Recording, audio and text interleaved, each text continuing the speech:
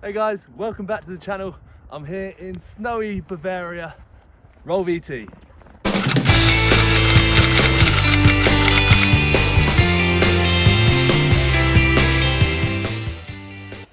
Yes, what is up guys? Welcome back to the channel. Make sure you smash that subscribe button. I'm no longer in Germany. I am back in London for Christmas, and I thought I'd bring you a little update on how the book's coming along.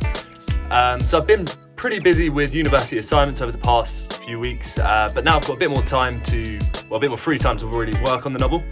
And I kind of wanted to talk a bit about the plot of the novel today. So the idea is that the book will be taking place over one academic year at Cambridge.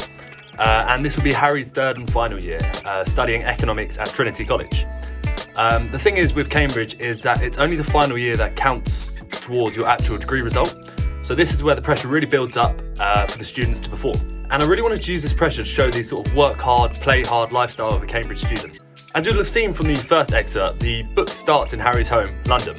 And you sort of get to know some of his home friends who will come up to visit Harry in Michaelmas term.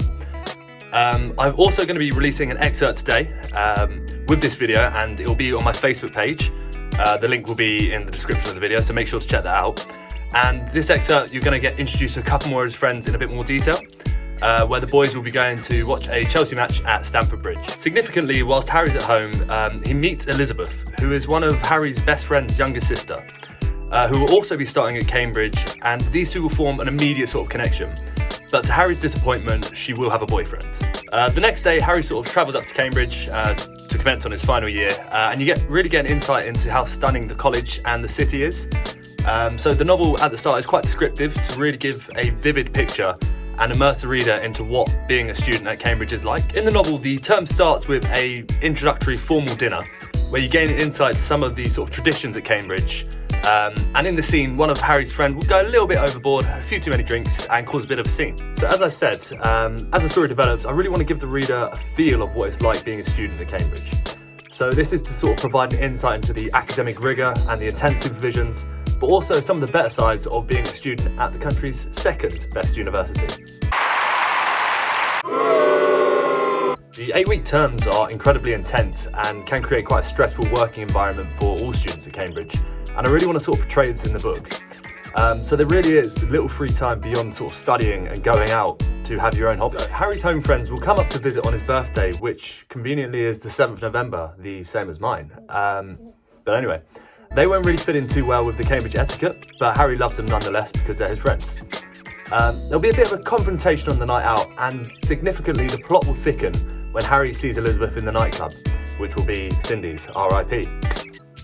The book, of course, will include a few other Cambridge-esque events throughout the year, such as themed formal dinners, like the Harry Potter formal we had, college balls,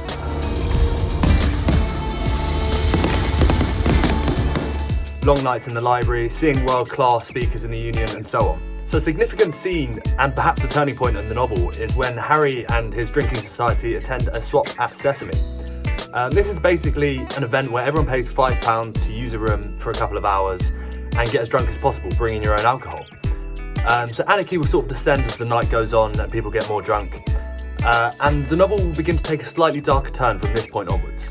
The biggest part of the novel will of course come later on in the book, once you know the characters a bit better and truly understand the setting. The stress of the exams will finally be over, and Harry and his pals will be ready to celebrate. The book actually climaxes at the Trinity May Ball, a truly spectacular event, where Harry and Elizabeth's paths cross once more. I'm of course not going to tell you what happens in the scene, or indeed any specific events in the novel. You'll have to buy the book if you want to find out how the story unfolds. All I can say is to really expect the unexpected, and that I hope this book keeps you on your toes.